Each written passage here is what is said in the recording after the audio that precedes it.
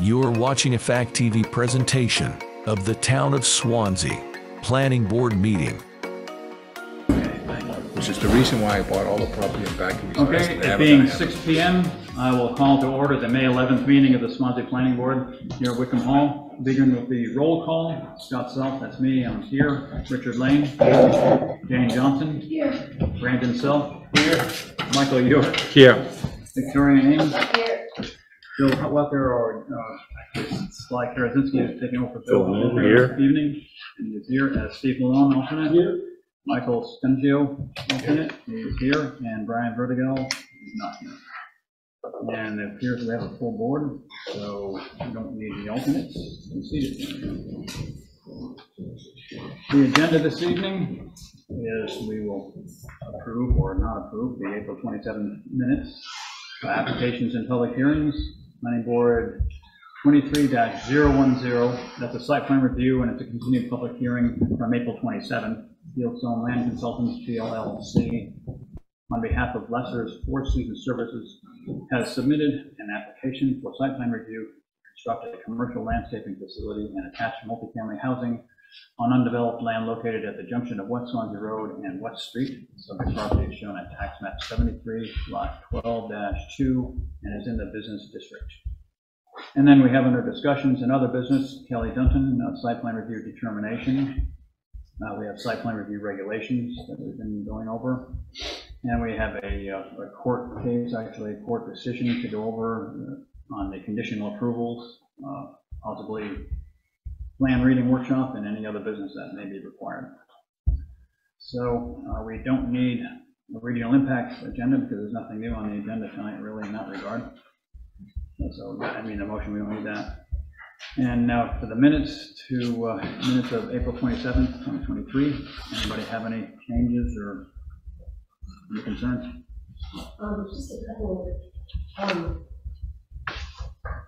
on page 3, I was wondering about the shape basically of the berm. And so it's like the last, it's the 3, 4, 5, 6, 7, 8 paragraph down. She asked how wide is the berm, and we know already that it's 20 feet wide at the base, and what I was asking was how wide is the top of the berm? And this is on page 3? Yeah. And how far up from the bottom is it? 1, 2, 3, 4 paragraphs from the bottom, near the end of that paragraph. So my only, okay. I asked how wide is the top of the berm, that because we already know that it's 20 wide. Did they say? I don't remember. I thought they said 4 feet. Yeah. Okay, so. They said it's large enough to support the pine trees. I don't know that he gave us an actual number. I don't think so either. I think that's how it was. Yeah, okay, so we'll leave it the way it is. And then earlier, I had asked, that's the second paragraph down on the same page. It seemed important to me. I'd asked about who the target occupants would be, and the answer was that it was going to be visiting nurses, was who they were hoping would be residents of the apartments. And you just want that added in there? Yeah, I do. Yeah. Traveling nurses. I think that's what it was. What, so what exactly do you want added? Yeah. What would you like added? Give me the whole sentence. Ames asked about targeted occupants. Lester said traveling nurses. I'm sorry, I guess I have the wrong paragraph. Which You're adding that in, right? You're adding that in, right, Victoria? Yeah, because I don't remember. Second paragraph down. The second one down on page 3. But I guess at the end of that paragraph or something you want that? Yeah, on that topic. Okay, so just at the end of that. Okay, so give me the code again, please. Ames asked about targeted occupants. Targeting occupants. I guess I don't know. Yes. And Lester said would be traveling nurses. Okay. And then the only other thing is, this is when we were having a work session on the site plan review, and this is on page 5, and it's this third paragraph at the beginning, parking was discussed. And the chair said there would be very few junk parking lots. And I remember Sarah saying, I don't know about that. And I don't know exactly how you said it, but it seemed like you said that we should, not assume that. Yeah, she did say that. I'm pretty sure she did that. I think I don't remember. I think you did. You So which something to paragraph, that. which paragraph is that? That paragraph right there, parking was discussed, page 5, 6. Yeah. So you want to add that in after Yeah. the chair said there are very Yeah. few parking lots? And So what's the addition? so what do you want? Bollinger advised the planning board that there may indeed be large parking lots in the Yep. pipeline or Who in said our that? future. I'm sorry. who said Sarah that? did. Sarah. Sarah did? Yep. Yeah. Because that caught my attention.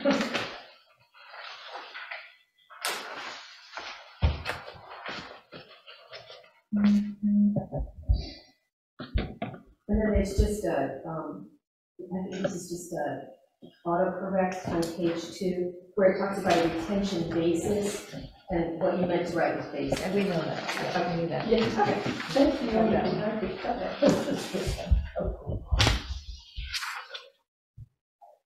Okay, anybody have anything else on the minutes of April 27th? And if not, a motion with the corrections would be in order. So moved. Motion by Richard Lane with the corrections just discussed to approve the April 27th minutes. Is there a second? Okay. Seconded by Jane. Is there any further discussion? All those in favor indicate by saying aye. Aye. All those opposed? Okay, on that. And again, we don't need the regional impact vote. Nothing different on tonight. And we'll go right on to the continued public hearing, planning board number 23-010. And that is Fieldstone Land Consultants, PLLC. On behalf of Lester's Four Seasons Services, have submitted an application for site plan review to construct a commercial landscaping facility and attached multifamily housing on undeveloped land located at the junction of West Swanzey Road and West Street. The property is tax map 73, lot 12-2 in the business district. Thank you. And you're up. John Newman from Fieldstone Land Consultants, here on behalf of Lester's Four Seasons Services. Also with me tonight is the owner and applicant, John Lester. So since the last planning board meeting, which was continued, they went before the Conservation Commission, who reviewed the plan because they had not been able to review plans based on the bulk storage being shown on the plans. So since the zoning board was approved, continuation of the planning board, and then it went for very few comments from the Conservation Commission. They again mentioned where we had a pear tree up in front, and then brought up the caliper size of the trees was their other comment. So they requested that it be 2.5-inch caliper. In the last planning board meeting, it was mentioned, based on the requirements that are written in the regulation, that it be 3-inch. So we changed plan, put 3-inch plus or minus on the tree size. So, and that was basically, the Conservation Commission was saying that the 2.5-inch caliper tree is actually a healthier tree, so they would like to see 2.5-inch versus a 3-inch tree. We put 3-inch plus or minus. The original plan's at 2.5 to 3-inch. I just need to talk about that because they talk about diameter at Greg's height, which is like arborist forest the top, and that's at 4.5, 5 feet is where you take that measurement. Correct. And in the nursery trade, the measurement is lower, right? So I think we need to clarify that in our site plan review guides, where we're asking people to take. I think we get to the same place because if it's 2.5 up high, it's going to be like 3 down low, probably. Correct. Right? So if we're between that range, Yeah. John being in the trades too, he discussed that at the last planning board meeting that if you try to buy a 3, it could be 2 to 3-inch area based on where you. That's a different, when you buy from a nursery, a tree that's listed at 3 inches, it needs to be 3 inches, 6 inches up off the ground. That's, a 3-inch tree, it needs to be that. So that's why we changed it. Between Conservation Commission and what the regulation is 3-inch plus or minus. They are going to be good sized trees that are planted. Where John works in landscaping, it's his own property. Actually trees. So some of the changes that went, we removed that pear tree that was out along Route 10. Linden trees that were kind of in a cluster over by the driveway, they've been spread out 35 feet separation. So kind of even along the frontage of Route 10. The linden tree stays fairly small. So that would still allow people driving on Route 10 to see the building enough, but it is broken up. Because the applicant would like people to see the building and the business, but also where the regulations are, is to provide a little bit of buffer and some shade trees there. So the wind has been spread out along there, as discussed prior. So already discussed for the tree notes, we're a 3-inch caliper size, plus or minus. We added the fire cistern location here. We extended the stockade fence, so this was the portion along here, the southern boundary here. We initially had it running north and south. We added this right along here. So we now have the fence coming up, returning to the stack angle. Added asphalt. So prior, we did not show where the asphalt extent was for the covered salt shed. So we're showing underneath the salt shed, and then there'll be an apron 40 feet wide by 30 feet wide in front of it. That would be a paved surface. The notes still state that it would be built to the town spec for what they've done for salt sheds for the town. We did not note, but I mentioned prior, John was talking about the height of the salt sheds. We added a note on there that would be 14 feet high. We also added the note about the West Swanzey company does not, if they do not have pressure or enough capacity for domestic use, that a well could be required, in which case we go through, we could place a well on the site that would likely be placed over on this side. And that note has been added. We also included a note on the required approvals and listed the Swanzey access permit.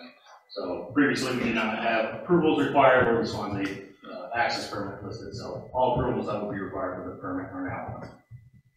So those are the changes from the last planning board meeting, incorporating what we had in the last meeting for comments, and then also based on the Conservation Commission review. I was discussed, I heard, in the meeting minutes review on the width and the height of this berm. So we had it drawn at 20 feet wide. If that's a 4-to-1 slope and it's a 2-foot high berm, so we know that now it's also that it's a 2-foot high berm. So it would come up, you brought a running slope of 8 feet, 4 feet on the top, 4 feet down. So a 4-to-1 slope can be mowed if Mr. Lesser decides to do these as non-mulch, he can mow those. So 4-to-1 is a fairly flat slope. So you said total width at the bottom is 20 feet, you just said? Total width at the bottom is 20 feet? Yes, that's what we have drawn. Okay. Just clarifying that. Yep. All right. Can you show again more the stockade fences? In the prior one, it was sort of like mixed in the trees on this Yes. section. Is it still in there?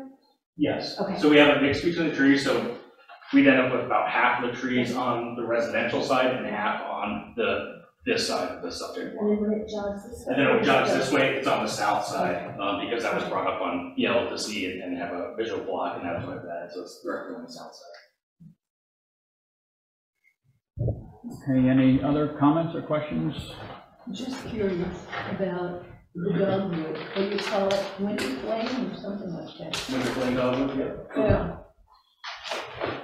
Where are they going to be?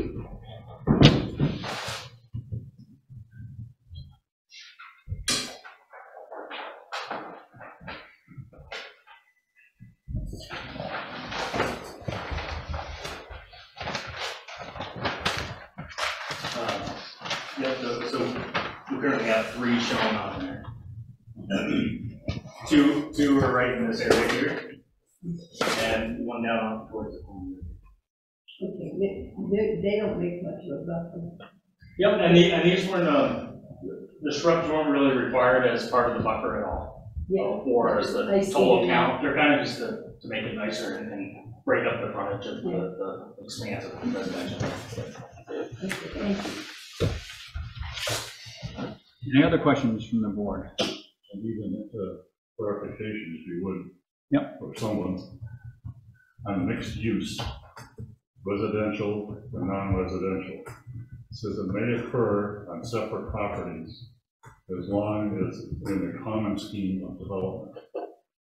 Oh, and where is this you're talking about? Is this some of our regulations you're quoting? Or It's, what are you quoting? I'm trying to remember exactly where I saw it, but it either came up in the class that was held 2 weeks ago about mixed residential use, or I've come across it in the RSA.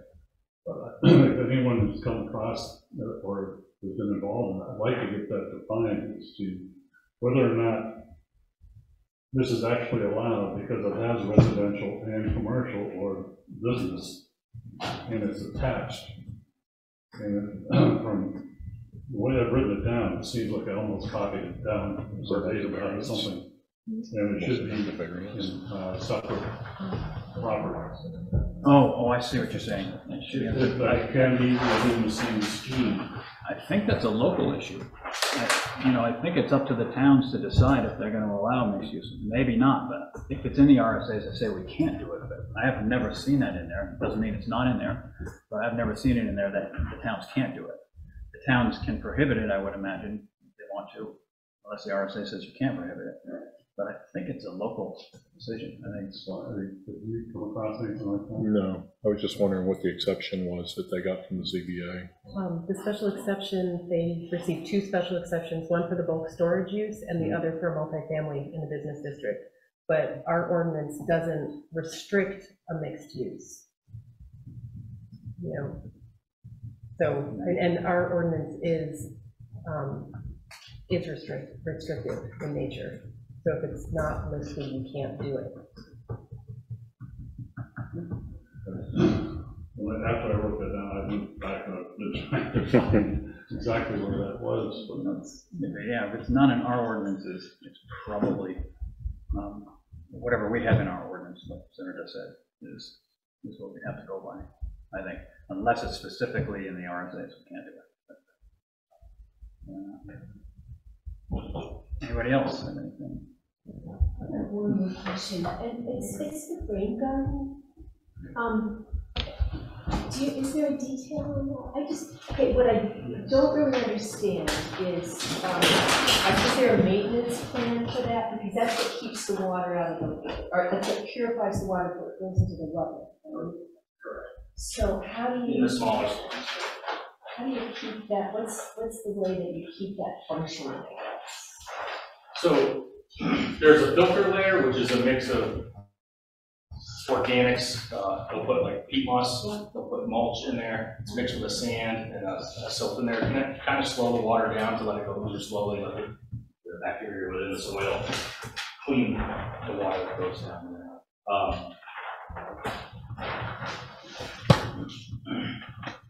So as you can see here, this is basically, it'll end up being mulched on the top. There's a berm on the top, so this is similar to a detention basin, but they're very shallow. Plantings around that, they rely on the plantings to soak up a lot of water. So based on the state requirement or guidance for the DMPs, they propose these types of plants that will soak up and also treat water. So this comes from the DOT best management practices. So yeah, it's kind of a standard detail for the rain garden. And then below that is where your filter layer material is. That's below the rain garden. Yeah. You have to tear it up when you do it if you're Not typically, no. Yeah. I'd say probably in the last 15 years they've become very popular. I've never seen one that's had to be redone. People will mulch around the edges and then just kind of keep mulch, or the sand below will dig through the mulch, but finishing it with a cedar mulch. They work pretty well. And any members from the public have any questions on this, for this? And hearing none, if there are no other questions from the board, then I'm going to close the public hearing. With that. But before I do, let me just go over with the board. They did everything that we asked them to do. As we pointed out on the drawing, they put everything on that. The only thing that's different is about the note on the trees that are 3-inch caliper. They said 3 plus or minus. Is that all right with the board here? Because we specified for 3. And the Conservation Commission, in their notes, they said that a 2.5-inch tree actually are preferable because they survive better. So anyways, that's the only thing that's different that we asked them to do. We asked them 3-inch, they said 3 plus or minus. You say 3 with a minimum of 2.5? If you say that, you go down with it. I think 3 plus or minus does it. I'm just asking the board if it's okay with the board, because that isn't what we asked them. We asked them 3 inch, and that was that, to put it in a notation on there. So it's 3 plus or minus. It's a small detail, but I'm just asking the board before we close the public hearing. With me, it's fine. You know, I don't mind at all, but it's different from what we asked them to do. Everything else we asked them to do is there, exactly as we asked them to do. Anybody? Without minimums, Well, you're leaving the door open. Well, initially, wasn't it 2.5 to 3? yes, it was, right, 2.5 to 3. Maybe we can just go back to that. Yeah. I think they're safe. Okay, you want them to just state it 2.5 to 3, no 3 plus or minus then? Is that a consensus on the board? So, Sure. Right, you're right. You are voting, but you can still weigh in on it. Okay. You- Michael? I'm fine. You're fine, yeah, and slides are okay. I'm fine with it too. Richard is, Jane is, and Steve is, and Victoria. You're not fine with it? not, And that's because, because, I mean, here's a wholesale nursery guide, and they sell, this is a dog group that comes, the standard is like 2.5 to 3 inch caliber, and then 3 to 3.5 inch caliber. So, you know, if we say 3, we're gonna get 2.5. So I can be the voice of dissension. Okay. Jane, what were you going to? It's not so much in this case that I think we have to be careful in future cases. There are times when people will put in a twig, you know, what would a twig be that wouldn't grow for 15 years, you would know that tree. Oh, but the Conservation Commission's point was, I think, that a 2 3/8 inch tree will take root will more likely root and be healthy than a 3 or more. If you are transplanting it, you know, you bring it from a nursery and put it in the ground here and sell it. If it's younger, younger and smaller, you put it in, it'll adapt better. That's why they said that. Okay. I think we should, I'd like to speak to that issue, but I don't want to tie it into these guys because they want to. No, yeah, let's do that when we do the So regulations. Let's let's cover that when we do the plan, the Yes, regulations, agreed. site plan regulations. Yeah. Okay. So it looks like a consensus that we're probably going to have them go back to the original wording that was 2.5 to 3 inch diameter trees there. Okay. That's the only thing I had before I close the public hearing. There was one other thing that was brought up, was the color of the building. So That's Mr. right, Lester yeah. stated that would be a neutral color. He did bring a sample to say that, you know. All right, let's see. So I figured that instead of bringing a sample, I would just give you what color and what veneer we're looking for. And going off of what I had spoke to 2 weeks ago, I don't really want the building to look like a regular southwestern kind of building. No offense to them, I don't want like a white. So anyways, I think the color scheme that we're looking at here, we're looking at a Benjamin Moore deep royal, which is the color. I don't know if you guys want to look it up on Google. Is that blue, a blue? It is a blue. It's a deep royal. It's a deep royal. Yep. And then the veneer is a Thompson stone. You can actually go to Arthur Wickham in Swanzey and check it out. It is it's the Brooklyn blend, and it's in ledge for the veneer facade on the bottom. So it's more gray. And that's a stone veneer. It's a stone. It's a real stone veneer. And it's and the color of meaning. It's a gray. It's a grayish. Yeah. gray So the color. blue and the gray are going to go very Okay. well together. So those are the colors. The roof is probably going to be black or yes, yeah, yes. Does the board have any problems with those colors? No. Nobody? No, me neither. Okay, yeah, thank you for bringing that. Yeah, anything else I forgot? That was the only other item that we. Okay, great. Any of the members of the board? Well, did we thoroughly talk about the salt shed, because I know, and that was mentioned in the ZBA and in the conservation. Yeah, and we did, he explained it as well, and it's on the drawings as well, and it shows the apron on the new drawings anyways, where it's going to be extended to, and the height of it we know, and they're going to use the best management practices and building it to basically the specs that our salt shed down here is built. It'll be the same color as the building, so it'll all pass. It'll be the blue color, you're saying? Yes. Okay, so, nothing else? I'm gonna close the public hearing. Public hearing is closed. Board can deliberate, and like I said, they brought everything we asked them to bring. They put it on the plans. That worked out well, and Conservation Commission weighed in, we addressed those, they addressed them. So, anything else on it? Any other discussion on it? It's pretty much straightforward here. Everything is in. And if not, then a motion to approve. Are there any conditions we're looking at? I think we did all the conditions that they added to the plan, so I can't think of any. I just wanted to remind you about the phased approach condition recommended by code enforcement. Oh, yeah, they wanted to make sure that the site work was done first, the complete site work was done first. Yeah, complete site work to grades confirmed by Fieldstone prior to operational approval, if they're gonna phase. So that should be a condition then. Yeah, we would have those. We did, yeah, you brought it up, I think, yeah.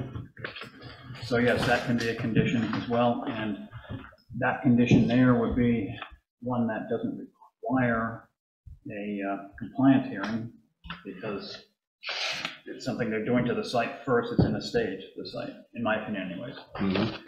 You know, you can't really make them do the site and then have them come in for a compliance hearing, check the site out. You know. We don't have to take a trip. Again, yeah, well, no, but I'm saying that would be a condition that doesn't require. Pardon me? Oh, yeah, to make sure, that's correct. So the first two bulleted items under staff comments and department head review, those would be presumed to be conditions. Let's take a look here. But business-owned vehicles, only those vehicles can be serviced, no derelict or otherwise storage and vehicles, equipment, machinery. And that material to be stored in the bulk storage bins are limited to materials approved by the CBA. Well, Do we need to list those? I'm just asking. I don't know that we do. You know, these are recommendations again from the staff. The planning board can either take them under advisement or can add them in as conditions or not.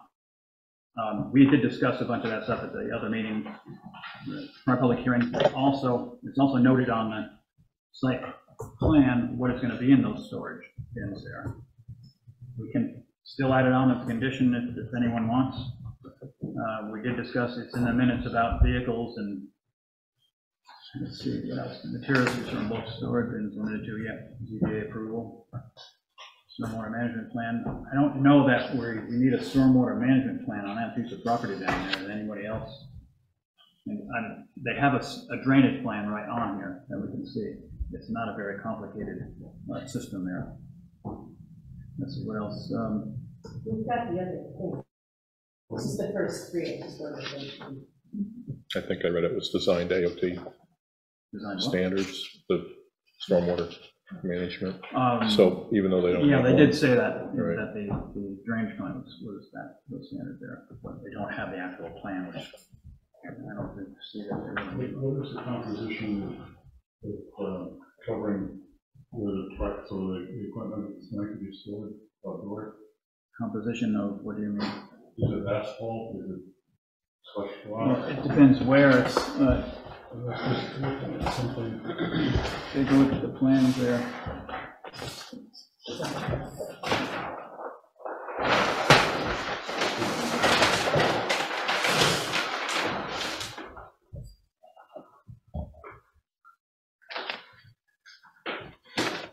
Other equipment parking area. This area here. Yep. What is that? Ground cover, what's the? That would be Is that gonna the be? gravel. This little dotted thing right there, is that dotted thing, that's gravel. It's just gravel, so anything, any oil or leakage like that's gonna go right into the ground, correct? I would say so, if there's leakage there. Yeah, there's heavy equipment. It would off the pavement anyway. Pardon? It would off the pavement anyway. Mm-hmm. You know, just concentrate out. I would imagine that they're gonna keep their vehicles up, as most people do, so they aren't gonna be leaking oil all over the place. They aren't gonna be working on vehicles out there, they're gonna be working on inside the building there. If you're leaking that much oil out of a vehicle, you probably aren't gonna be using the thing. You're probably gonna have it in that Yeah, building, no, fixing it. I'm just, Yeah, so you know, I also think that if that's your concern in terms of providing an area that's permeable for water, you'd rather contain that to the property as opposed to having it wash out into the public way. right. Well, the whole thing is sitting on an aquifer. I understand that, but it's only going to be, you know, the top layer. okay, so the question is, do you want to add, Victoria wants to know, we want to add that only Mr. Lesser's business-owned vehicles will be allowed to be serviced, right, Victoria? The first 3 bullet points. And no derelict or otherwise disassembled vehicles, equipment, machinery, or parts, or tires shall be stored outside the structure. And 3, materials to be stored, that's covered under the ZBA and it's covered under the site plan there, but again, materials to be stored in bulk.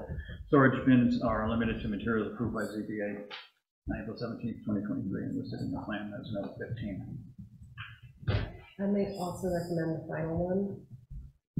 The roof area. The roof Roof area. area between the residential structure and the commercial structure shall remain open with no additional walls regardless of roof type. Yeah. So Mr. Lester's, they represented that they're fine with all these things, so it's Yeah. not hardship, I just think we should get it into the approval. All right. And anybody agree with that? That we put those on as conditions? Again, those would be conditions which they don't have to come back for a public hearing on, because it's just that they have to keep those things up, have to do those. I think we should do them because of the teeth, because we do have places in town, you know, that got abandoned cars, basically, I call them. And it's hell, it's like, I tell you that as a selectman, it's hell getting them cleaned up. Okay, so it would be those first 3 conditions right there. I have them. Oh, you have them, okay, those first 3 conditions there, I have it in the last. and that last one there. Yep. And also, of course, the state and federal town permits, we usually. And the phase development. Yeah, I already have that one. And the phase development too, correct. That the development, the site will be brought to grade and ready for building before they do any of the buildings. And also the New Hampshire DOT access permit for the West Swansea Road curb cut. Another condition, Town of Swansea access permits for West Street and West Swansea Road curb cuts. Town of Swansea sewer discharge permit. Town of Swansea building permit. And West Swansea Water Company intent to serve. And again, all of those conditions there are conditions that don't require a compliance hearing. So that would mean that we can approve it. Should we put or well and cistern in the, Or in case they can't just in case? provide the fire. The Swansea Water Company intent to serve or well, what do you mean, or well and cistern? I mean, it's a condition that they have to be able to be served by the West Swansea Water Company, the way that's written. I'm thinking that, you know, they're either going to be a well or West Swansea Water. So. They will have to have fire protection inside the apartments anyway. They do, So- we could put it as a condition, but it's kind of a no-brainer, you gotta have water Right. there anyway. Yeah. regardless. So, I mean, if we, you know, you want to be a stickler. The cistern is on there, the well is For in fire there. protection and then also. Yeah. So maybe just- They cannot supply water. Maybe just drop off the West Swansea Water condition. Drop off that condition of West Swansea Water Yeah, Company. we're going to have water one way or the other. Yeah, we'll drop that one. That last one there, we're gonna X that one out. But exit out, you're not gonna use it? No, Okay. either way they You can. do want a general statement that requiring all state, federal, and town permits be required, or not? I think we listed all the permits that they need Right, but separately. Do you want those all in there, in the conditions for approval? That's what I'm asking. Or using that sentence that you just said. That's what I was going to do, just add this sentence. That would be fine with me. What about the rest of the board? I'm asking. It's whether we're gonna ask them individual permits, name them out, or just all state, federal, and town permits, certification, and/or licenses as required. That works. That we want to have that. Mhm. Yeah, that's a little clearer. If you list them and you forget one, then Mikey will catch it. Okay, so we'll put it at that then. So the conditions would be that only Mr. Lesser's business-owned vehicles will be allowed to be serviced, maintained, repaired on site. Number 2, no derelict or otherwise disassembled vehicles, equipment, machinery, parts, tires shall be stored outside the structure. Number 3, materials to be stored in bulk storage bins are limited to materials approved by ZBA on April 17, 2023, and listed on the plan as note 15. The roof area between the residential structure and the commercial structure shall remain open with no additional walls regardless of roof type. And the last one would read, all state, federal, and town permits, certifications, and/or licenses as required.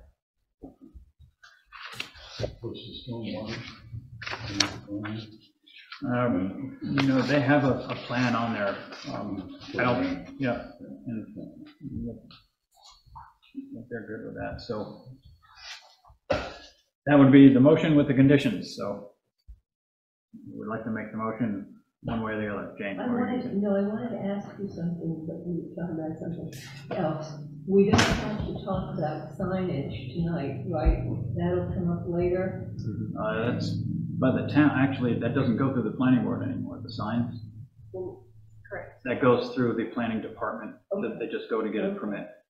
I thought I saw someplace in here, I can't find it now, but did they say something about a sign on the building, on the roof? Said it would be acted on later, I think, in there. Yeah. It said it would be acted on later in there. It did. Right, separate of the site plan, we have no, the sign, would have to be permitted separately of the site plan. Okay. The note on the building was for the zoning board approval, was That's great. these doors being lined up right here. We have a caution truck sign that would be building up right here. And that was based on the zoning board's feedback, because they were concerned about that traffic could cut through the building. And right, I remember you. And they just wanted a caution trucks, so that's the building now. Okay, that's good. Thank you. All right, I will make that motion. Okay, and in those lists of conditions, I don't think I mentioned the site. What do we have it as? What are we going to name that? A phased development approach condition. Let's see. That we'll just spell it out. That the site has to be prepared prior to any buildings going up. The entire site has to be prepared. The finished grades. Finished grades prior to any buildings going up. That'll explain. Well, what code enforcement wanted was prior to operational approval. So it doesn't necessarily have to be prior to buildings going up, but prior to operation of the site, because it is a landscaping business. So they could potentially operate on that site prior to any buildings going up, or one building going up, or whatnot. Oh, that's what for the bulk storage. That's what he wanted on prior to operation approval. That's what it means. Yeah. Okay. All right, then it would be that prior to operational approval. Operational approval. Yeah. Yeah. Yeah, that's what Mike meant about that. Now I get it. So, I heard what did you think he meant? that the site is going to be totally prepared before any building or anything else went onto the site. Yeah, but let's see. Prior to operational approval, that code enforcement. Actually, he's the one who approved it anyway, so it's going to come down to him regardless, I suppose. But yeah, I'm with you, as it was all the grading had to be brought to finished grade before any buildings went up. Right. And the surface is asphalt surface, everything had to be complete. That was my understanding. Let's see. Yeah, I guess, well, it's gravel, so yeah, that would be brought up to what is. I don't know about the paving, whether you'd want them. You might want that last. Yeah, very last, I would think so. Trucks are going to be up. I would think that you'd want to do the gravel last as well, because you're going to tear up that surface with construction machinery. Right. So Normally, asphalt's usually the last. Yeah, they agree everything up. Yeah. Where Mike's tying into the certificate of occupancy of the building, meaning he can't occupy and use that building until everything is at final grade. I guess what Mike's, I understand we want the site more or less graded out. The drainage and detention would go in first based on the notes that are on the plan. But on final grade, he'd still be digging out for foundations, slab work, everything like that. He's not going to pave until the buildings are up. I mean, you're not going to destroy your pavement and gravel until you finally get into that. The intent looks like that he doesn't or won't issue a CO for operation off of the property. Let me back up a minute. You could operate off of that property with a landscaping business, with the bins and all that type of things, without doing the building and the salt shed and all the other things there and the landscaping and all that business. You could just operate out of there, have the stuff dumped there and start operating before you did those things. He wants to make sure that those things are completed first. The grading is completed first, and it's brought up to, or finished grade, actually brought up to finished grade. I don't think he meant the paving or the groundwork, but finished grade, meaning the drainage work, obviously. That's typical, right? But he wanted us to add it into it as a condition. So then we get into a situation, okay, what percentage of the thing needs to be done before we can allow them to do any business on there? It's up to Mike to offer that, I mean, to issue them a CO. You'd probably say something like substantially complete. Yes, and substantial was brought up in this class. We have to, it was strongly suggested that we put a number to it. And this is in three different areas that planning board that are represented there. And that was in regard to what, though? Was it in regard to any applicant that's going to be building within town? Like, just to, for instance, the project on Route 10, up by the fairground. Yeah, 12. Okay. When we first went with that, we said, okay, tear down the buildings, that's substantial. It's not really substantial, because nothing has happened for a year and a half. Okay, they got a renewal, but they have. We've got to put a number on. Okay, what can we accept as some sort of completion of work that we know that is going to be done and completed. You would say, okay, everything has to be weather tight or whatever, but it's something that was brought up and strongly suggested that we put numbers to it. But generally, that's attributed to site plan approval, how long the approval lasts. If they don't have substantial improvement to the property and it's beyond the time limit of the approval, then it's null and void and they have to start all over again. It's in those. But in a specific example, theoretically, the business could start being used with only the bins in place before the building is actually even constructed. And that's what Mike wanted to alleviate that. So that's yeah, what you wanted. But you're saying about a final grading, right? I mean, I think we should be clear about, do we expect the buildings and the apartments and everything to be built before they can start using, say, this as their base of operations with the earth materials and storage and stone and all that kind of stuff? It's not clear. So if we require a work breakdown structure or a critical path? If we do, you said? Have we? Not necessarily, no. You mean in this project right here? Correct. No, we have not. Because I would say that would be the only way that you can identify a milestone that you want to tie to that certificate of completion or substantial completion.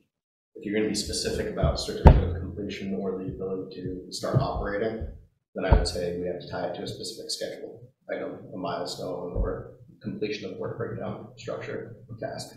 Given the mixed use of the property, when we say everything has to be brought to final grade, are we talking about the residential portion and the business portion, or one portion versus another? Mike was talking about the entire Yeah, if I could add to this, the concern was, one, to help the business owner operate his existing business as he currently operates his existing business at another location here, which would be being able to store his bulk materials and some of his equipment and all of that, and operate his off-site landscaping with this as a home base. But the concern was making sure that the stormwater was taken care of. So that's why code enforcement would like to have a condition that the finished grade is in place prior to operational occupancy. For the entire parcel? For the entire parcel. But he would, so this is what, I mean, what we're wondering about is this season. So like, can he start using it this season, even though he won't have the building, the structures? That is the goal. Yeah. To make it so Yeah. that he can operate off of this property as soon as possible. So just clear. And that does clear it up, that they can't operate out of there, and he does have it in there, it's the operational approval until the finished grades, the entire plat is done to finished grade, and then they can I think operate. we need to specify the entire parcel. Yeah. And leave it at that, and regardless of the buildings. Apparently he did not mean that the buildings couldn't go up. These guys could run their business out of there while they're working on it, building their building, which is reasonable. It's fine for me too, you know, they should be able to run a business as well as they're building their buildings there. Okay, so we allow them to start their business. So You know, 2 or 3 years down the road, they're still just running the business, and they don't have the building. then I'm not saying that that's what they're going to do, but Yeah. I'm saying just theoretically, that could happen. How do we prevent that from happening to us? do we want to, you know, or do we need to? Yeah, we've approved a building on there, but if they don't put the building on there, how can you penalize someone for not putting the building on there? It's nothing to the town. I mean, we're regulating buildings going up on property. If they didn't put that on, I don't know, a year or 2 years, whatever the timeline runs out, they'd have to come back in again. What's the concern of not having the building up? I guess, because You have an incomplete business there. I mean, you've approved the business, you're counting on certain things to happen, okay? And if it's not completed, it's, you know, it's basically a yard with storage in it. Well, I think they've gone this far. They've gotten the plans, they've drawn it, they've hired engineers, and they know exactly what they're going to do there. It's probably unlikely that they aren't going to build that building there to just run that business. No, I'm not saying that, but I'm just saying for the board, we need to start putting times on it or percentages on it. No, Or we're going to wind up having projects that we approve not happen. I think that's why we put in the 2-year substantially. Well, that's Yeah. the state, I believe, isn't it?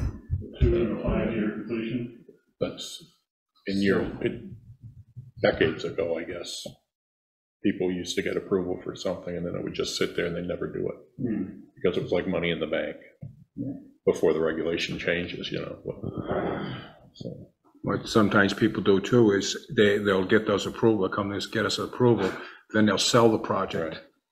Right. Like this happening on Route 12, doesn't look like these guys are going to do that. Let's get back to this particular plat right here. So we're having trouble with that. Jane, yeah. I think I understand what Richard's thinking. And I think that most all of us would prefer to know what's coming to our town, and that it's something that we can be proud to say we approved that, and not have an unfinished business sitting there with stuff stored out on the yard. And I don't think that Mr. Lester and Mr. Noonan have thought about doing that anyway. I don't mean to slam for them, but we have plenty of evidence around of that happening, and it's not a desirable thing to happen. Isn't that kind of what you're thinking about? It's pretty close. And catastrophes happen too. Let's just get back to That's this one. true. Let's get back to this matter at hand here. Yeah. Get that That's condition yeah. out of the way. And that last condition is the one that says that they will not be issued operation approval until the whole plat is at finished grade and the drainage is installed. Right, and that's So important. all infrastructure be, Let's just leave it at at the finished grade, the drainage and that. The infrastructure with the water, they might not get that in for a while. They might not get the electrical in for a while, things like that. It's not a huge project where you have to have a road with infrastructure coming in that way. It's just a small little plat here. And the code enforcement wants it up to finished grade before they can operate out of there, just because of the nature of the business. It's unlike other businesses, so. And then he's always been concerned about drainage on that parcel, so drain, I think that's the primary thing there. So is that wording okay for that, that condition? Again, that they will not have operational approval until the whole plat is brought up to finished grade and the drainage. That's the condition. Is that your motion, Jane? And that will be, That's my motion. your Yeah, I motion. have conditions of complete all site work with finished grade and drainage completed before operational approval. Yep, pretty much. Anyone else? Yep, pretty much, okay. Motion by Jane. I'll second. To, Richard already seconded, motion by Jane to approve with all the conditions, and seconded by Richard. Is there any further discussion? Then all those in favor indicate by saying aye. Aye. All those opposed? I can vote on it. We have your approval. Good luck. Did anybody oppose? I didn't see. Nobody opposed. Okay. I will take the bond building, it has to be.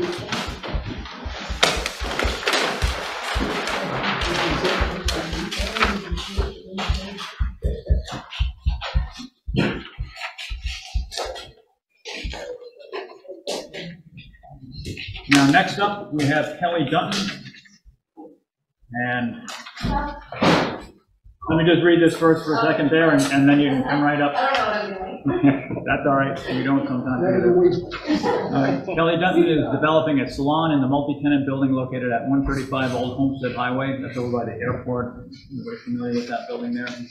Subject property is shown at tax map 37 lot 2 in the business district. Proposed 7-share beauty salon is an expansion of a previously approved use for this property. Ms. Dunton requests a determination by the board if the proposed expansion of use will require full site plan review, including a public hearing. Section 3, scope of review of the Town of Swanzey site plan review regulations states that the board shall have the responsibility for making a final decision as to the necessity of site plan review. And now you may come up and just tell us what you're doing there. So I own the hair spa in Keene, it's on Marble Tree, and I recently purchased 135 Old Homestead on May 30th, and I am looking to move my business I'm turning 2 of the units into 1. So I go from 11 units to 10, and I have 8 stations. They're never really full all at the same time, and so, I mean, the parking is substantial, so that's not, I don't think is a huge thing. So that's it. Okay, yeah, and it does, right, looks like they have plenty of parking there. Yeah. And what is, Sarah, what is the use that is similar? There's a barber shop still operating. Irving's Barber Shop. Yeah. Oh, they aren't replacing. It was Monday. Or you are replacing that? No, Or no, you are not replacing replacing that? it, he will continue to operate as Okay. well. So it's just an expansion of use and essentially a change to the parking plan. And so the question is whether or not that's just going to be a simple site plan modification without public hearing or a full site plan review with public hearing. Oh, And what would the change to the parking plan be? Because that looks like it's there now. Really just redesignating which Okay. units So get get what? cars. Okay. And it's the same size of the parking, you know, take the same number of cars, oh, there it is, I was looking for that. I know I had it in the packet someplace there. Same size, I remember. Yeah, there's no actual change to the exterior of the property. No. There's no increase in the parking lot. No. You know, they're changing the interior, and just expanding a use that's already approved and occurring. So my take would be a modification to the site plan. You know, just anybody else? Right? I agree with you. Okay, Mike? Pretty straight. yeah, I think so, yeah.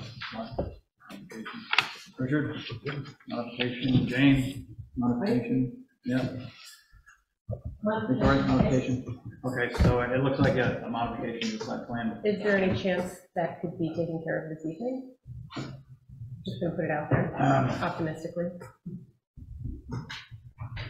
if the modification, we generally have a meeting, of course, and it's on the agenda. We're going in there, and I know that we're working on that part of our zoning, that we can do that without public hearing. Well, a modification does not necessarily require a public hearing. It's the board's discretion if the size of the modification is sufficient to warrant a public hearing. What's anybody think? I know we've always had a public hearing on modifications, but again, this is a small modification. So I don't really see the difference in the parking area. Yeah, Is what's there I think now. we're just rebalancing the parking allocation. It's not really a big deal. Yeah. Is the interior being changed at all? A wall is being taken down, but as far as that, that's it. Just one wall and my plumbing, electric, but the sink. and of course, that'd be really code enforcement anyways, and fire marshal inspecting that as well. So that'd be taken care of. And the only other thing might be increased traffic, but How many customers are you gonna have? Yeah, turning 2 into 1. So How many customers at a time would you anticipate at your peak? A week. No, at the peak. At the peak. Okay, so I have 7 stylists, but we're never working at the same. I have half of those are part-time. Peak, maybe 5 stylists, 5 customers. So that wouldn't increase the traffic much. traffic, yeah, that's the only other thing. So, yeah, if the board wishes to approve the site plan modification this evening, I don't see why we can't. I'll move that we do. I'll second. Motion by Michael York to approve the site plan modification with inspections by code enforcement and the fire department. Second by Brandon. Is there any further discussion? And all those in favor indicate by saying aye. Aye. All those opposed? Have at it. Thank you so much. Welcome to town. Appreciate it. You're welcome.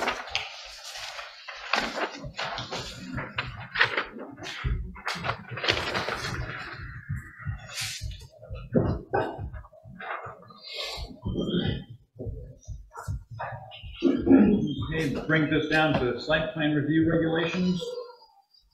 And also brings us down to that court case, which has something to do with our site plan review regulations here. Everybody got a copy of that decision? And anybody make heads or tails out of it? Whole 12 pages of it? Do you want me to kind of Highlight it. Synopsis. explain what's going on here?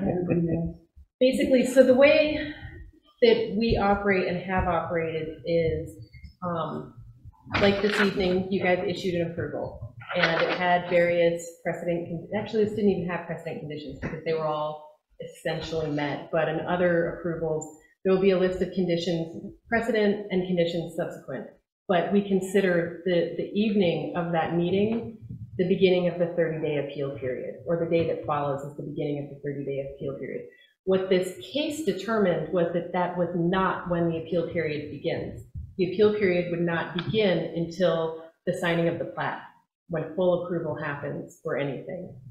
And so I've had some conversations with other communities to kind of feel out how they have dealt with this.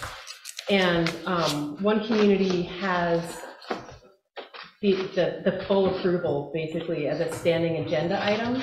And so at every meeting, they don't identify who may be ready for a full approval, but they have that identified on their agenda so that if somebody's ready, it comes in, and then they post on their website who, if anything, actually came in for a full approval so that anybody who's concerned about a project will have an opportunity to know when the 30-day appeal period begins. So, first, are there questions on that? Yeah, could you just give us a concrete example? So like, could we take this one for example? This one, Tough one. I would be hesitant to take because we don't have precedent conditions, but if we were to I can give you an example on that. I've used that in contract law, precedent and subsequent decisions or conditions. So if your kid wanted to borrow the car for next week, you said, okay, you can borrow the car, but you have to wash it first. That's a condition, and that's a condition that's precedent. They have to do it first before the contract goes, before they can take the car. But if the kid wants to borrow the car, and they say, or you say, all right, you can borrow the car, but if you come in after 9 o'clock, the deal's off, you aren't getting the car anymore. That's a condition subsequent. So that means that the condition was, the approval was granted, and it went on until they didn't meet the subsequent part of it, meaning they came in at 9 o'clock, so it's null and void after that. And that would apply to conditions if a person didn't get, let's say, the DOT permit or whatever it is, or curb cut or something from the DOT, then we made a final approval on the plot. But if they didn't get that permit from the state, then it's null and void. They don't have their approval anymore. That's a subsequent one. So a precedent one, in your case, we could go back to the campground approval and look at, a precedent condition, I can't remember if that's what I said, but when you guys were talking about them adding the fence on either side of the maintenance building and increasing landscaping for screening around the fence and the maintenance structure, that was a precedent condition. So you guys had to approve what they put on the plat after you had already granted an approval. So that was precedent, and then the plat signing could not happen until the board approved of the addition of that landscaping and the fence. And so this is saying that the 30-day appeal period would not begin until any of those types of conditions were met. And that final approval would be done at a compliance hearing. That would know when the approval is done. But not all approvals require a compliance hearing. It depends on what has to be added. And the way I read the decision there is that the ones that the state legislature gave planning boards the opportunity to approve a plat without that subsequent conditional approval with a conditional hearing, compliance hearing, right. So that the planning boards wouldn't have to always have a compliance hearing and string it out to a compliance hearing to do final approval. They could do a final approval if those conditions were as they state in the RSA. Let us just do administrative and so on and so on. So what it looks like one of the justices said was that is a final approval if you grant it for that, because those conditions don't have to be met. They're already met. It's a subsequent decision, a subsequent condition on it, meaning that the plat has been approved. That's final approval right there at that meeting. But if they don't come up with those permits or whatever it is, then it's null and void. All other approval, it says all other approvals in the RSAs have to go through, have to be done at a public hearing, and have to be a final approval at a compliance hearing. Okay, so going to this here, the precedent would be when they first came in, putting in on the plat the fence, the drainage, et cetera, that's precedent. Things we asked them to do, the condition, we're talking about conditions. Right. Yeah. Before we would say, okay, we can approve this, then subsequent conditions are the DOT, et cetera, et cetera, et cetera. That's right, yeah. So, meaning, and the way I read it and understand it is that if we approve with those types of conditions, it can be considered by the courts as a final approval, and the 30-day clock starts right then and there. The precedent conditions, meaning putting that fence on there and whatever else the planning board wanted to change, that requires another public hearing, which would be a compliance hearing or a continued public hearing to the next one until they get it on the plat. Then the planning board gives a final approval. So and then the 30 days. That the property be brought to developed grade. Yeah. Is that a condition precedent or condition subsequent? Subsequent, because if they don't do it, they don't get to operate on there. It's not that it has to be something that has to be added to the plat because they had something wrong in the drainage or something that had to be done before the planning board can give final approval. So the planning board votes to give an approval, and when that vote is done, and if it's a final approval, that's when the 30-day clock starts, the next day after that vote, not necessarily when the letter goes out or any of that type of stuff, and not necessarily after the plat is signed either. Well, and that's what's also different about how we've been doing it. Typically, we don't sign the plat until No. after the 30-day appeal period has ended. So I don't know how you guys want to handle this, or if you want to change anything, because it hasn't actually been a problem, but this court case means It could be. it could be. It's showing us what they might decide, because they didn't fully decide on the whole thing because of the way this weird case went. It was that they actually had decided that that first approval that they had done, the 2019 or whatever it was approval that they had done, was actually the final approval and not the 2020 approval. They threw that one out. So the 2020 could not be appealed. It couldn't be appealed, so they didn't address those particular problems there.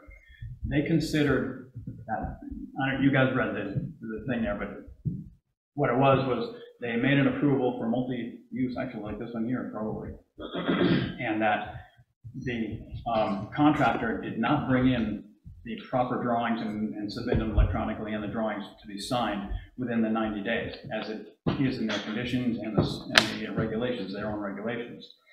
So they were under the impression that, well, since they didn't do that, then it's null and void, and they had to have a rehearing to reapprove it. Well, the reapproval process was not noted in their regulations as to how you do it, so the court said, well, that thing is null and void because it doesn't say anything about a reapproval hearing there. So they went back to the original approval, which was the 2019 one, and said that, well, in those regulations, it says that you have to bring in those drawings within the 90 days, but it also says that the site plan is good for 5 years. So the judge looked at that and said that, well, the thing has been good for 5 years. This is only 1 or 2 years later, so the thing is still good, and so that final decision is the final one, and that the abutters had missed the 30-day appeal period in that first 2019 decision. So that's a really confusing one there, as it was. And it's confusing, and they didn't really decide on some of the stuff, but it showed how they may be deciding on it if it comes to court as to the subsequent conditions. It also kind of seemed like, in this case, they didn't really understand that a majority of approvals have precedent and subsequent conditions placed on them. I mean, almost every approval that you guys grant has those types of conditions. They have, that's how we've been doing it. Seems like there was a misunderstanding that that's very common practice for land use boards. Yeah, and they didn't see it. They were looking at it more in terms of contract law, it seems, rather than really zoning and planning. But if that's the way they're going to look at it, then we probably ought to do a few things with the site plan regulations to get ahead of that. And I'm sorry, finish up. And let's see, I lost my train of I'm thought. sorry. Go ahead. That's all right, go ahead. All right, to kind of give us a little breathing room. Listening to that program a couple weeks ago gives me a little knowledge, and this is dangerous. Under 674.43, under J, we can require, and it was strongly suggested, a preliminary review of all projects.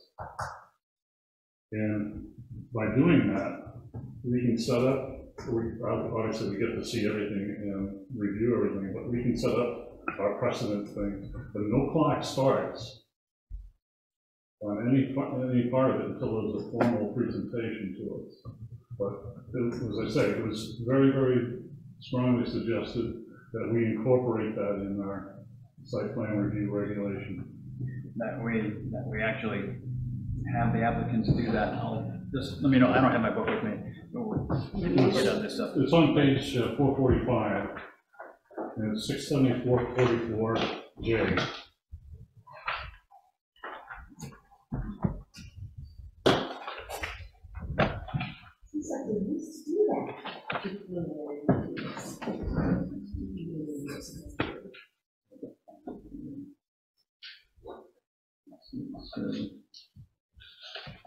The RSA number.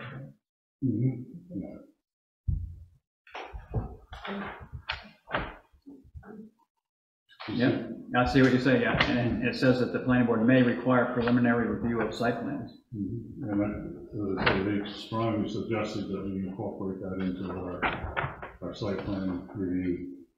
apparently a number of districts or areas do that. And it would give us breathing room and allow the applicant to take care of and modify things as we see that, we would like to be able to require.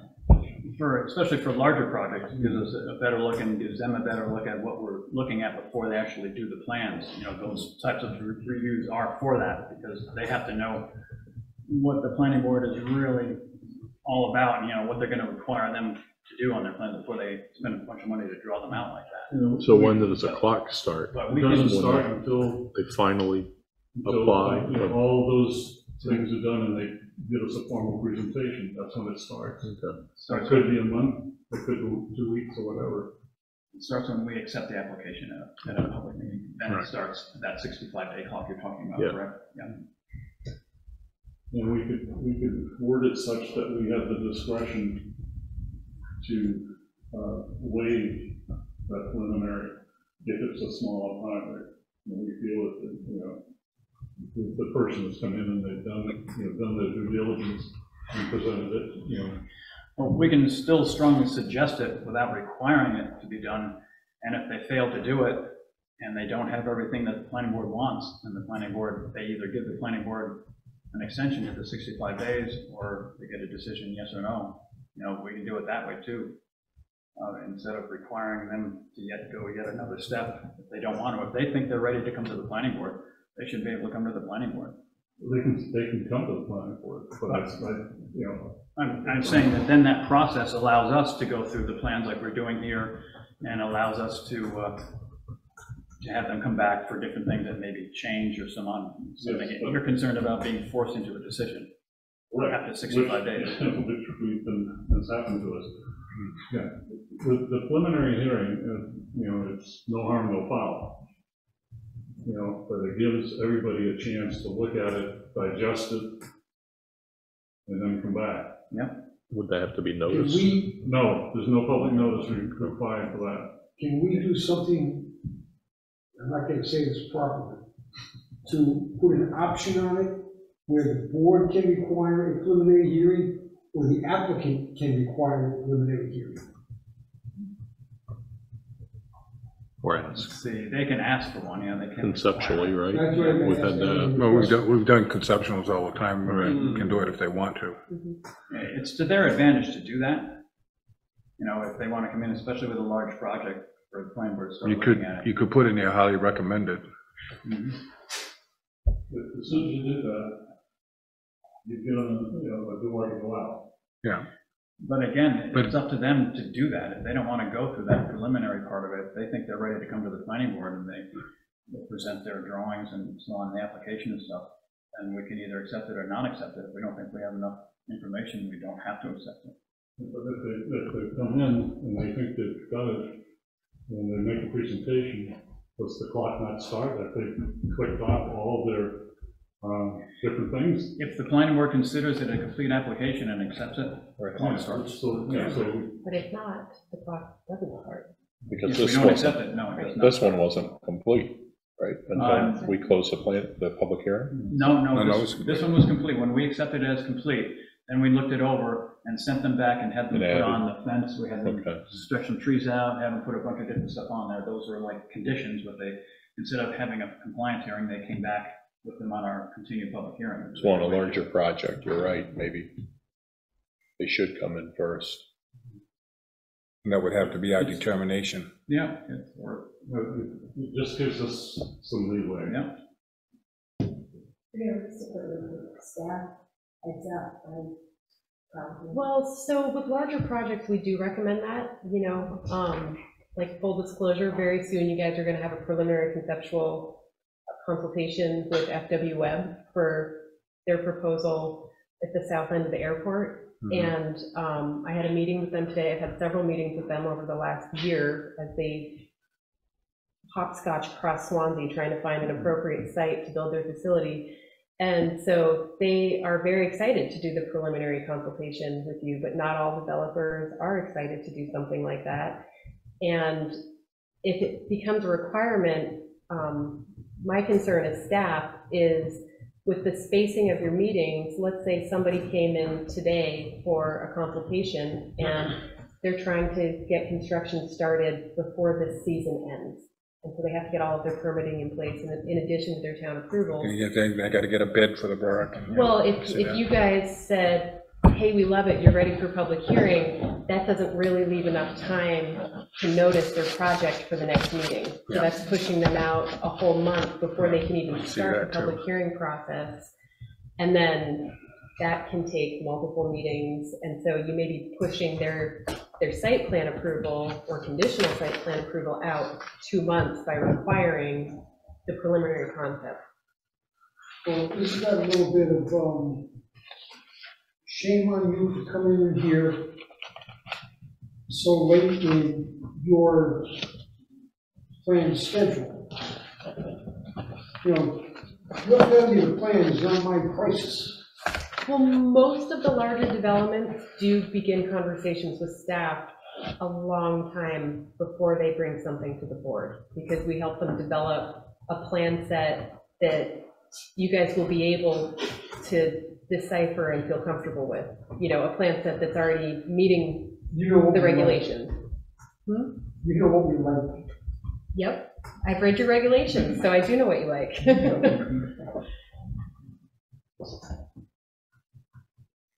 Let's get back to the conditions. Resolve that, because we're still working through our site plan review regulation. We can add that in, the one that Richard was talking about. But back to the, whether we're going to mention precedent or subsequent conditions or not, they aren't mentioned that way in the RSAs, but they're mentioned that way with the court. The court was looking at that. One of the other things they were looking at in there was what the intent of the planning board was when they made an approval. Did they intend for that approval to be a final approval at that meeting, or did they not intend for it to be a final approval? They look at that when they're judging the cases as to 30-day time period. I guess in our minutes, we should have something like that mentioned if we don't want to do a final approval. I've got a suggestion we can do in our site plan review regulations, you know, but it sort of contradicts what the legislature has said and really hasn't looked at very, very carefully, but it would go for intent of what the board intends to do and why they're doing it. And that would be having to do with the subsequent and the precedent ones. And I have it just written down in here. We have on page 13, page 13 on our site plan review regulations.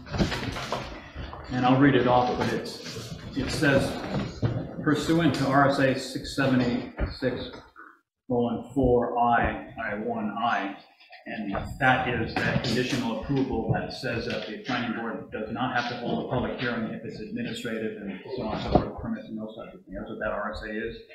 So we have it in our regulations. It says pursuant to RSA 676:4I, the board may grant conditional approval of a site plan application only when such conditions, and it lists those conditions from the RSAs. So I suggest that we take that sentence and put pursuant to RSA 676, blah, blah, blah, the board may grant conditional approval of a site plan application without further public hearing. We add that in there to make it specify without further public hearing, only when such conditions, and then we leave the thing are administrative and all the way down through there. Then we come to B, and B says now if a conditional approval has been granted pursuant to 6A in this section, which is one we just talked about, the conditions need to be met within 1 year or the approval is null and void and the applicant must resubmit the application. I suggest we take that out of there and we have it read like this. If a conditional approval has been granted pursuant to 6A in this section, it will be considered a final approval appealable under RSA 677:15. That's the whole thing, that appealable part of that 30-day thing. So if we're making a final decision, which we are because these are administrative, they don't have to come back for a compliance hearing, we're pretty much saying, as the judges in this court case said, is that that is a final approval. And if those conditions aren't met, then everything is null and void. So we change, again, if we change the wording that says if a conditional approval has been granted pursuant to 6A in this section, it will be considered a final approval appealable under RSA 677:15. That way we're saying that the 30-day clock started right then when we did one that way. Then if we have down on C, where it says if conditions are met within 1 year time frame, the approval becomes final without further public hearing. We get that out of there and we reword it like this, that says, if the conditions are not met within 1 year time frame, the approval becomes null and void. Meaning that that's a subsequent condition and that they have a year to get those permits or whatever. And if they don't get them, then that approval is null and void. But for all intents and purposes, it is an appealable decision when the board votes on it. But then we have that last one, which we wouldn't change. This is all other conditions shall require a public hearing and notice as provided in RSA 6764D. And that's the compliance hearing, and that's when the board does the final approval there. So that would separate the subsequent conditions from the ones we need a public hearing for. And it would tell the applicant the intent of the board, that the final approval after that, for the appeal part of it, and the other, after the other public hearing, obviously, it's a final approval after a compliance hearing, yes or no, which would be the appealable part of it there. So I'm suggesting that. I'm just looking for input here. That's one way we could specify or clarify what we're doing here on this board. What was the 2-year thing that the court referred to then? 2-year, wasn't that a complete? was it in the in this court case here? Yeah. There was something 2 and then 5-year completion. It was the 5-year, completion. It was, I don't know if it was 2-year. There was a time limit they had. There was a 90-day time limit they had to bring in the drawings and the plans and submit them, and they could get an extension of another 90 days for that one. And it was, the approval was for 5 years, providing that they met all of their conditions. And the court determined that, yes, they met those conditions and that the approval was still good. That's why they threw out the other one and decided that the 2019 one was the one to go by. And I wouldn't have done, if I was a judge, I would read it the other way, because in the RSAs it says that the approval does not become final until all those conditions are met, including the subsequent conditions. But the justices decided differently, that they would look at it another way. Does this need to be turned into law when we need to really worry about it? I mean, Well, it's because they disagree with each other. Well, they're suggesting that the legislature might want to take a look at that, because there's kind of weird areas there in the law, and they probably should, to clarify it a little bit better. But we, for our own determination, and if we get, someone or something taken to court, we ourselves ought to know when we're making a final approval and when we're not making a final approval. And this would let us, in our own regulations, let us know that, yes, we're making a final approval tonight, 30-day clock starts, or compliance hearing, then the final approval comes. And it also ought to be written out in the determination, or when it's a letter sent to the person that this is a final approval under such and such of our regulations. We're considered final approval, and it's 30 days. When you sign the plat, is there a stamp that says the 30 days are starting? No, it doesn't. But that's another thing to bring up, because at our last meeting on page 11, we had, in the very first paragraph is D, and I'll just read it. It says, approval of the site plan shall be certified by written endorsement on the plat and signed and dated by the chairman of the board. And I had taken that out and put in final approval, but that won't work this way. That should be put back to approval shall be certified, because we're saying final approval will be in these circumstances here and not that. So we should take that out, as I had suggested we put in the last time. But if we're going to do it, to keep it clear as to when we're issuing a final approval, that's a certification of approval. This is the final approval laid out in here. So comments, what are we? Question, Yeah.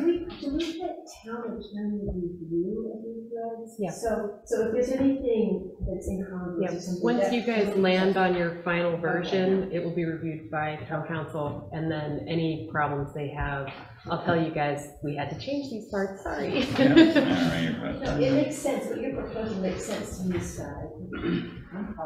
Yeah, I agree. It makes sense to me, but again, it goes against what's in the RSAs. But still, we should, as a board, know what we're trying to do, and even if it's against the RSA's. If the courts are gonna look at them in a different way, then at least they know what the planning board was doing and what their intent was, regardless of whether it was in the RSA's or not. They say, okay, this planning board intended to, it to be a final approval here, 30-day ran out after such and such date. So I think maybe, I don't know, if you put those wordings in there like that, Sarah, what do you think? You read the whole court case and all that stuff. I will type it into the regulations and I will reread it and then I'll say, yes, it looks great. I mean, I think it makes sense sitting here right now. And there is another, on page 10 too, because we're talking about board action on the completed application, and in that first paragraph, says the board shall act to approve, conditionally approve, or disapprove the completed application within 65 days. It's got the 30 days acceptance. And I think we ought to note right there that approval or disapproval will be by affirmative vote of the majority of the board members present. I'll let them know right then and there that's how an approval is going to be. We have that elsewhere in these regulations there, but it should be there under approval as well, just to clarify that that's how we're going to approve or disapprove a plat, by affirmative vote of the majority of the board members present. May I go back to the preliminary review? Yeah. There was one other thing that I had jotted down. When Flatley presented, and also I guess over here, presented the traffic study, we had some concerns to the validity of their traffic study. Part of the preliminary review, anything that's presented to us similar to that, we have the ability to request a third party to come and do that and check and validate that. Yeah. If everything stops, because until that is validated. So again, this helps us. It's not something that will hurt us. But I think, again, I strongly suggest that we get that in there. It's up to the board if, you know, we want to put that in there and just put it to the board, see what everybody's opinion is. Now, we're talking about adding in a section in our site plan review regulations that says that a preliminary review is mandatory, unless the planning board decides to waive it.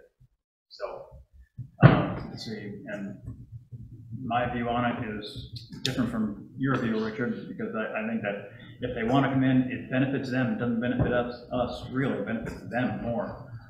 And it's a good idea for them to come in for something like that, on a larger project especially. Yeah. And again, another point, the property value thing at the airport. If we had preliminary review and gone through the whole thing before the clock started, we could have put it on hold and required that outside evaluation of the properties either validate their point or contradict their point. We could have, but they would have challenged us on that because it was decided by the ZBA. We have the right to do it, right? And we can do it regardless. We just can't make them pay for it. And the counter argument would be you have to treat everybody equally. Equally, you know. So, I mean, he brought that up. If you require it for one, you require it for all. You're referencing one point. A traffic study, a property appraisal, any things you put on them, they're going to go to court and say you haven't done it. Anybody else, so it better be in the site plan review that maybe over X number of square feet or something, you require this. Regulations say that we have a discretion to require those things as the board deems appropriate. I forgot where. Yeah, but you're right. Yeah. Right, but the other, I mean, it can be in the regulation, but it can go to court, and then yeah, but somebody's paying the bill. Yeah, they are. And then our lawyer's going to say, you know, we really can't win this. Yeah. So if we do something like that, we got to make darn sure that we note the good reason for it. Yeah, if we don't treat everyone fairly, or if it looks like we're not treating everyone fairly, require one of them and not the other, we have to have a good reason, put it in the minutes as to exactly why we want that. No, I mean, if we feel there's a blatant misrepresentation of something, then we have the right to do it and should have the responsibility to do it. I think of something that happened over here on West Street a number of years ago, and that's a project that has never been finished out to what it was planned to be. And I felt very strongly that we should have had our own soil test. It was so wet. Oh, I know. what And you're talking there about. had been storage of old vehicles there for many years. And we took their word for it. But now there it sits. I think are there 2 double units finished? Right, we allowed phased in on that one. I think we allowed phased in on that project. We did, yeah. They were phasing that one in. But they built as they went in. But for the Right. soil test, that's why we have a soil scientist stamp the drawings. You know, they have to, if there are wetlands or whatever delineated on the drawings, the planning board generally requires a soil scientist to stamp that as well as the engineer. They aren't selling either. No, I mean, no, I don't know, I can't imagine that with all the supposed shortage in housing anyway. Yeah, I think right, they well, have built up, so maybe. there's a reason for that. So how would this, I mean, we've had a process for a regional impact vote every time, right? It's not over, it's right? So I'm wondering how this process for a preliminary review would work. So, you know, without making it be a whole other layer for the developer's representative, okay? So how would we know that we wanted to do it? I guess, what would be the trigger? Right, so we ask it of everybody, but do we have a step in our regular meeting where we say, you know, is there anything coming up where we need to have a preliminary review? Do that? How would we do it? We'd have to rely on the land use people for really to tell us. Well, and then I do still think there would need to be a threshold that is identified in the regulations, because I wouldn't be comfortable with that personally. Couldn't be on your station. I don't think that would be reasonable. No. But when we sit here and we see a plan for some Jagunda building on a small lot, wouldn't that kind of give you a clue that maybe we should take a real good look at that before? Well, when we see it. I know what you're talking about. We all know the plat you're talking about, and we all know that it met the regulations. At the time. That was at the time. At the time. Right. Yeah, but it doesn't matter. That time is then, you know, preliminary or not. I mean, the that point would've is, gone. it was really complicated, and we felt like, I mean, it would have been good to have an additional, more time. Maybe we should. But for what though? Like everything on that particular project met everything here, so all we'd be doing is delaying the person, the applicant. Well, You know, you wouldn't have stopped it. So what we're saying is more information, like, the appraisal, Well, and the traffic study, and stuff like that. You know, But again, things that they, And now, that would be discretionary. the That's traffic level. study, if something's being built on, we'll say, the side of Route 10, Route 12, Route 32, can we have them or make them do a traffic study, or is that up to the state, because those are all state maintained State highways? said it didn't require, that particular project, the state said it didn't require a traffic study. Yeah. But if these guys are talking about making people do traffic studies, would that only pertain to, like, the town-owned roads, or would that pertain to? Like those Sarah was roads? saying, it's gotta be a threshold. Somehow, there's gotta be some kind of a threshold there if we're gonna do that type of stuff. Usually, it's a case-by-case basis. Landlord looks at it and says that, yeah, well, maybe we need a traffic study here. And that other one there, talking about a traffic study, the state said, no, you don't need a traffic study there. That's our road. So, How did we get a traffic study north of that? How did what? How did we get a traffic study Oh. north of that? The state, I think, required that. That was their decision. I think it was a conversation between the state and Market Basket and the volume of traffic that was anticipated and. And that's how the traffic light. Yeah. Right, that's why you had the traffic lights set up, and what they neglected though was the pedestrian crossing from the housing across the street. They really did. We're working on fixing that. Yeah, I know we are. Hindsight, we fixed something we didn't. And then I think they improved Ash Hill Road. Yes. They spent some money on that, just Yeah, so it has a to help out with the better view. traffic count. Yeah.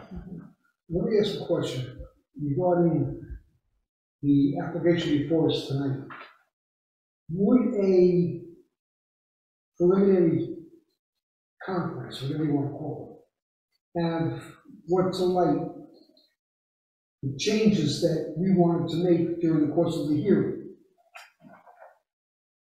You don't know, it's possible, you know, some of those things we might have, I think the fire system. dawned on us, things like that, but not everyone, not every You single know, I one. mean, little things like, okay, put that fence across the property, would that have come up It may have, in a preliminary conference? it may have come up in that, that. but still, it came up in the public hearing Yeah. with no problem. It came up, it was addressed, we Right. did it, we approved it. Because we're cooperative applicants.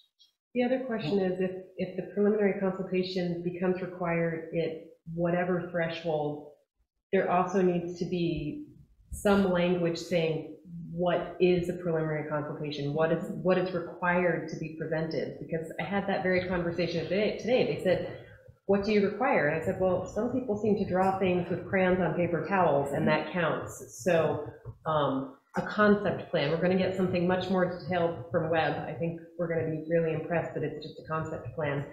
But that threshold should also be identified as what you guys want to see if you require a preliminary consultation, because for it to be useful to the board, the town, and the applicant, you have to know what you're asking for.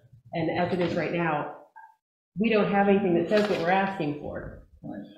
Should there be additions to the I think we're just submittal duplicating checklist? ourselves, though, duplicating, because we already had that for the site plan, that checklist, and it would, what would be different than is on that list already? I mean, we might want to say identify water and sewer capabilities But we do beforehand. anyway. I know, well, is it on here? It's Yeah, all it's on. I mean, it's all on the location and checklist. type Yeah, of it's on the proposed checklist. sewage disposal system, all you can say is, I'm gonna hook up to the sewer. And then we come in here, and then the sewer says, we have a phosphorus problem, we can't take this. Then we don't approve it. Then, yeah. No, they- that's what we're talking about, pre-approval. Let them know that they need to contact the sewer department before they get here with their plan. Because we need a letter saying that they can. We do, but, you know, it's not really up to us to do their work for them. You know, they're the developer. The way I look at it, they're the developer. The engineers generally think of those things. Well, if we're just trying to make it so that we can make a decision in a timely manner, you know. I don't And if see why we- you're changing a neighborhood, we could say that they need to have an appraisal study or something. We could, but, yeah, I mean, not necessarily in a checklist, right? We aren't gonna make every single developer appraisal on a checklist. Oh, there's an NA or a waiver. That's right. Right? I can see a point with the appraisals, because having done many myself as a realtor, appraisals can take time. And if you do them like Richard wanted to have that appraisal done and extend it out, we ran up against that time clock, because in my mind, I already knew that it's not a bad idea, but there's no way an appraisal can be done in that short amount of time that we had to approve or disapprove it. And had that first appraisal not been done, the one that the ZBA, you know, they relied on for the ZBA, Right, had right. that We not could've, been done, sorry. and the time clock was running out for the planning board, you know, they couldn't do an appraisal in that amount of time, then they don't get the approval. Right. It just goes, well, the planning board does not have enough information, we needed an appraisal, you guys wouldn't give us an extension, so we disapprove it, come back when you have the appraisal if you want to do it again. That's how those things are addressed. But isn't that a case where a preliminary would speed things up a little bit? Well, I don't know that about speeding things up, possibly. Again, you know, we aren't working for the contractor. You know, we're just deciding on what they give us for information, and we can ask for information like we always do. So we're working for the town. We are, yeah. But, just any information we can ascertain or gather before we get into an actual timeline, to me, is a benefit to the town, to the board. Well, then maybe instead of requiring it, because there is a problem on a threshold and all those types of things, maybe before that, then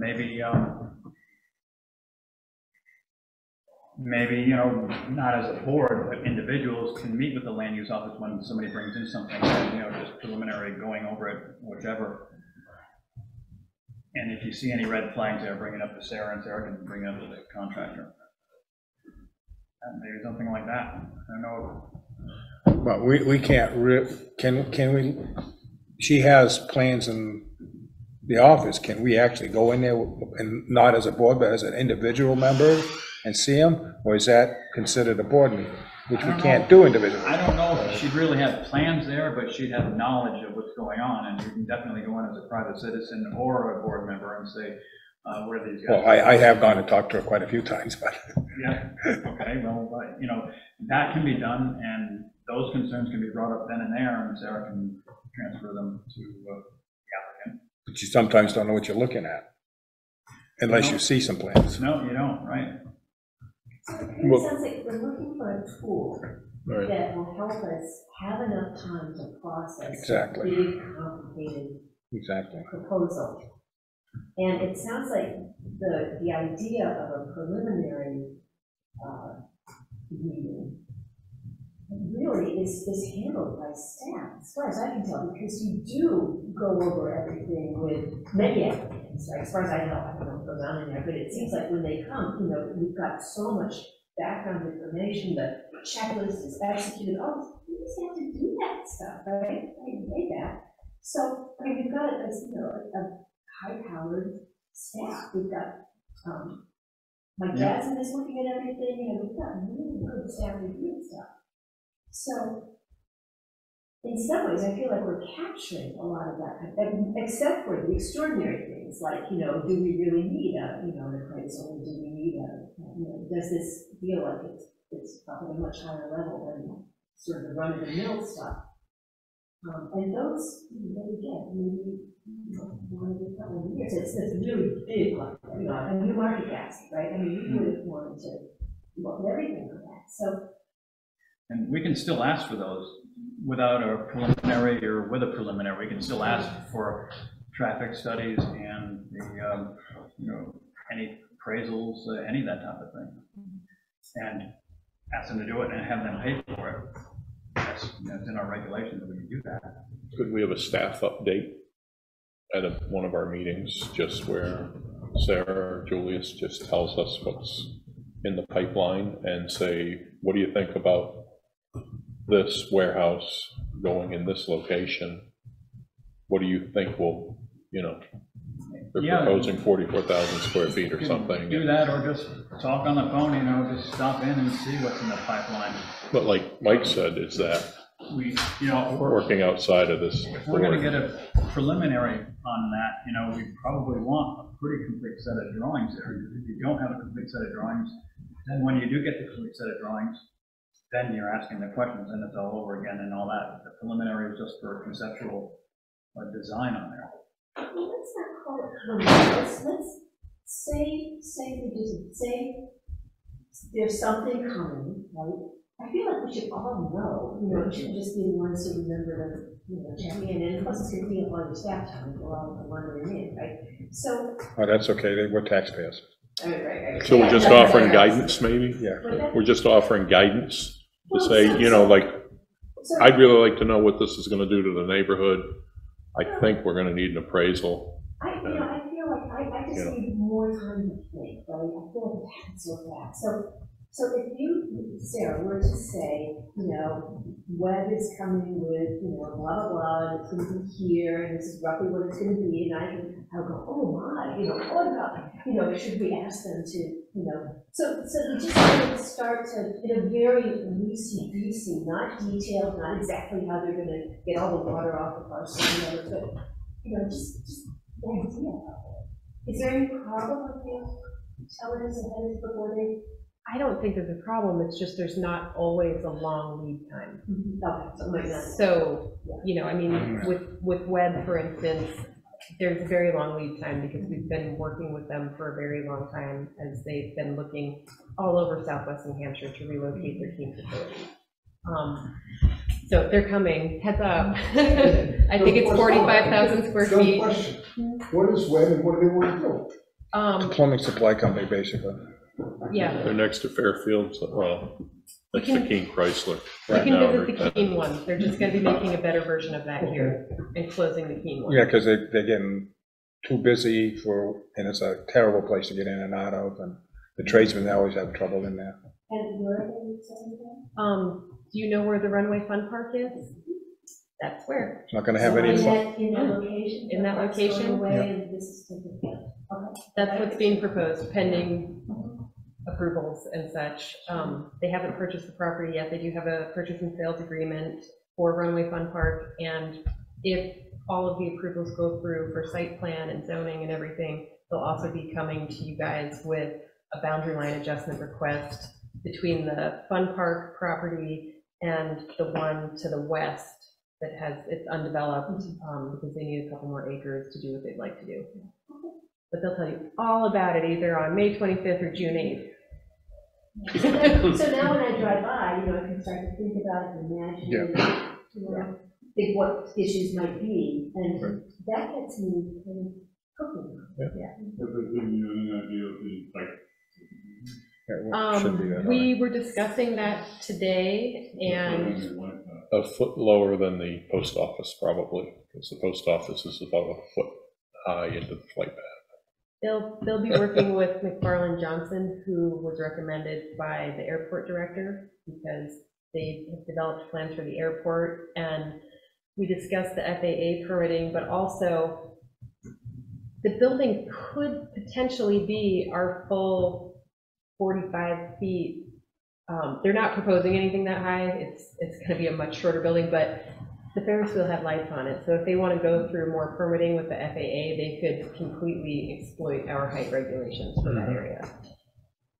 Yeah, because FAA has all total control over that. Yep. Yeah, well, I know. Hopefully the technology's getting better too for the flight plan thing. They do something to crash in the Keene on the apartment building, so. I guess we don't have to worry about the trailers on that one-way park anymore, right? Julius, what's your opinion on the preliminary, if you have one? Yeah, well, actually, Richard and I talked about it a little bit. I think firstly, the initial discussion about applications going to sooner, I think Sarah's right, the runtime is a little too short on that, not to mention there's no permanency. So we were talking about whether this particular law, but there's times when this language change rapidly. And so we can feed you this as quickly as we can, but very quickly you'll review these members. If you get one email today, there's one on a different location. And without some permanency, I think that could get really light really fast. Yeah. We saw it with CPA just this last week. As for preliminary review, I've seen other communities that have done it. They did the mandatory preliminary review, but their preliminary review was done administratively. And so, you know, regulations fix and meet with the town planner would bring all the department heads together that were applicable to the case. They reviewed it, put together a form, and which let the department head review, but was very clearly stated in their site plans. So we want staff to be a part of that process, we can arrange something like that. We already do something like that anyways, it's just less formal in that sense. Yeah, that's kind of my experience with it. I think I can see perspective that comes from Richard in this, that there is a clear benefit because you want to have as much time as you need to review it. We also have to recognize that, again, you know, there are applicants and we want to review this. We need to make sure that we're getting them through in a reasonable amount of time, because that's where court cases get more difficult for us. It looks like we're preventing them from constructing. But that's kind of my 2 cents on it. I don't know if I really added a whole lot. But Good to hear. Yeah. Okay, it's a different perspective, different view on it. One thing I also wanted to ask is, we have to be really clear about like the threshold for which we're requiring it, right? So if we're, I guess, you know, to what you said, we have to be fair, right? So we have to document who we're requiring to do it.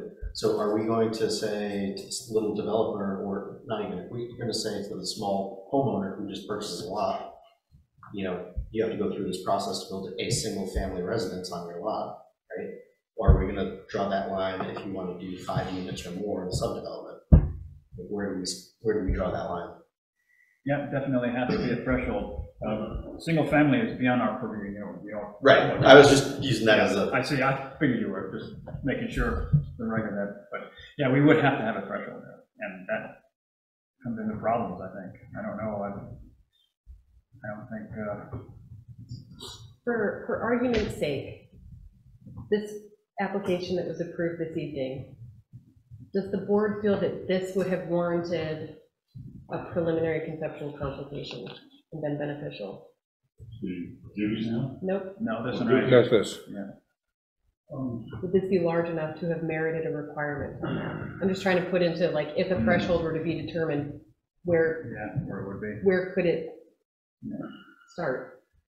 I wouldn't think so. I wouldn't think so The either. time frame, we had plenty of time. Yeah. It went smooth. And I don't know how many Do days you they look have at it left. as how it affects the neighborhood? The size and effect? But again, that's subjective. Yeah, I agree. You know, it's not a specific size or this many. And in that case, would you people say employed. if you have more than X number of abutters, preliminary conceptual consultation is No, I- required? I mean, I'm just throwing out, I don't know how, Yeah. you know, how to define it. If it was 4 stories, I'd say yes. Perhaps if we could contact the individual that presented the second block and find out how they've set it up, or they, you know, how she set it up with her planning board to require that. the second block, I'm sorry. In this, Oh, in the thing. teaching thing that they have, you know, like, you know, it's. They should be on tape now, you should be able to give Yeah, it is evidence. on tape. Yeah. You know, if we could inquire as to how they set it up, or how she set it up, you know, perhaps I can answer a number of our questions. And give us some solid footing. Well, to move things along, Sorry. we're still doing our site plan review regulations, and that could be part of our site plan review regulations, but it sounds like we need more research on that as to how it's done, how it can be done, if it can be done, or if we should even be doing it. So, tonight, we didn't have anything else in the site plan regulations. I have something. Go ahead, Is it a landscape? Okay, if you want to.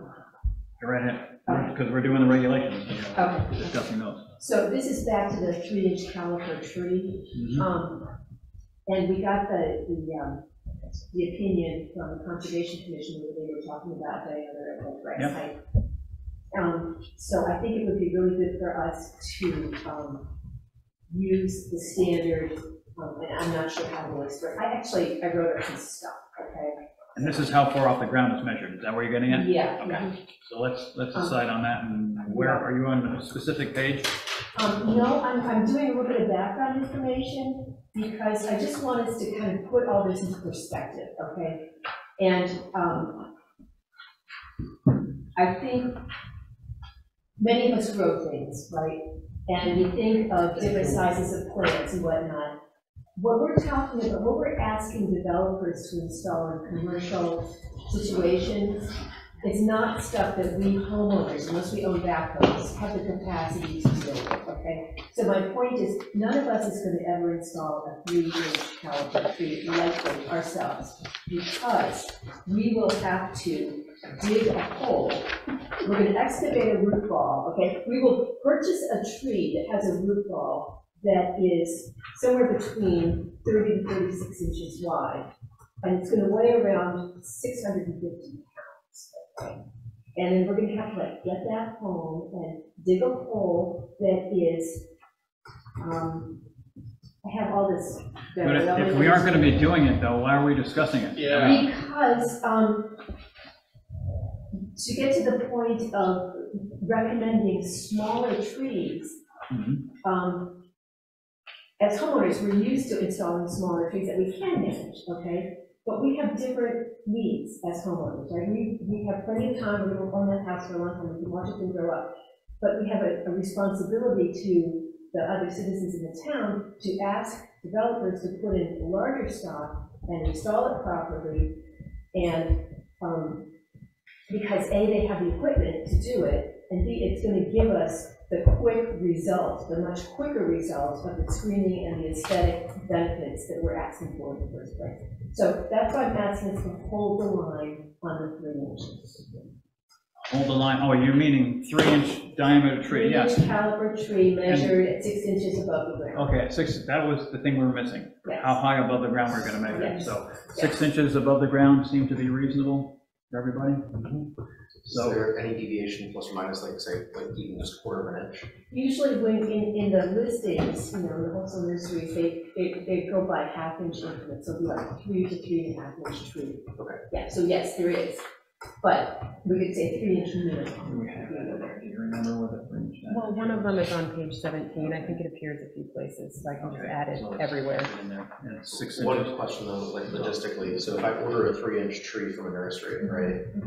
I may not be on site to pick out and verify every tree that's coming out of there. They've got a whole block of them, okay? But would they, is it industry practices there, will they potentially deliver a tree that's 2.75 inches? Probably not. Okay. Did you get one of these? I did, yeah. So there are actually standards, okay? A legitimate nursery is going to, you know, fulfill your order and give you the size tree that you specify. I have a problem talking about the tree is so many calipers at West Height. One time, my ex-wife asked me to hang pictures.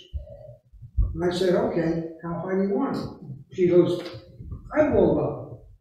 Well, I have trouble. That's only your eyeball That's level only or 2 his feet. eyeball level? Absolutely. Yeah. Unless you have a specific measurement. That's why he said 6 feet. Yeah. So, 6 6 inches. inches, right? 6 inches. 6 inches. 6 inches. So that, we've got that nailed down, Yeah. 6 inches. Thank you. And you can see that eyeballing.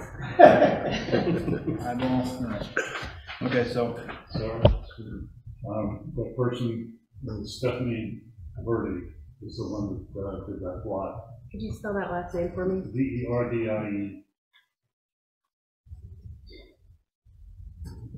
so Richard, do you mind if we move along with the I'm sorry. site plan regulate, I mean, move along so we can get them at a public, we have to have a public hearing to approve them and all that type of stuff. Yeah. And we can continue talking about that in the preliminary design phase you're talking about and see how it might be implemented. But I think we ought to get going with our regs and get them approved and get using them and maybe. I did notice one more thing when I was kind of combing through the approval section. So in the draft, it's on page 12. Number 5 expressed as a Roman numeral. I don't know if anybody has their draft from previous weeks with them. So number 5, it says, after vote of approval, the approval becomes effective when 3 copies of the site plan are signed by the chair of the planning board. No site plan shall be signed until all conditions relative to the approval are placed on the plan. The board receives final unconditional approval from the Swanzey Fire Department, and the plan is signed by the property owner, the applicant, and/or a registered engineer or surveyor. That last part of it being signed by the property owner, the applicant, and/or a registered engineer or surveyor, I'm a little bit confused by that, and that just might be my reading of it, but I feel like we need to look at that line. We usually never have the property owner Never. sign it. We have the engineer has to sign it, the surveyor signs Yeah. it. They sign a They letter stamp saying and sign that it. somebody can speak to it or. Right, there is. Yeah. beginning Okay, and so is end. that So- really all that? So I think, yeah, I think you're right. That isn't on the plat, so we probably shouldn't. Should we take have the that in property there. owner off of that? Yeah, property And the owner applicant? And the applicant, because we never do Okay. that. Okay. That was easy. Thanks, sorry, I just thought, I was like, whoa, Good what? catch on there, yeah, that's right.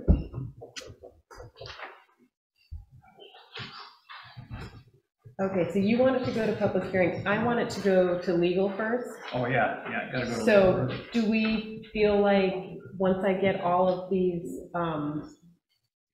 changes The ones we today- did tonight, right? tonight, we're ready for me to send it to legal so that you guys can work on public hearing, and then we can keep looking at, we can amend it again for the preliminary consultation. Yeah. As soon as we find out how they did it. Yeah. So then everybody's okay with that if Sarah puts the changes in we talked about tonight, she just sends it right on to legal, and then we can look at it, or we can look at a Do you copy of guys it anyway. want me to send a copy out to everybody just for your own personal preview, so you can be like, this looks like everything we said we were gonna do, and if you disagree, then we'll just discuss it at the next meeting again before I send it to legal? Or you can do like you do with these, just put them out there outside your office, so we just grab them and look at them. Just send it Or right just to email legal. them if you don't Send want to it- kill send it right trees. Yeah, Okay. get them to look at it. I'll just send it to legal so we can move along. The table of contents, Oh, I was, change that? yeah, I was gonna fix that once you guys All right. are done making I want to make sure that gets. All right, then that's a consensus then, that we're gonna send it, or if Sarah's gonna send it right off to legal, and there'll be copies available electronically for us to look at, and then maybe. And I'll make hard copies after legal approves. Yeah. Yeah.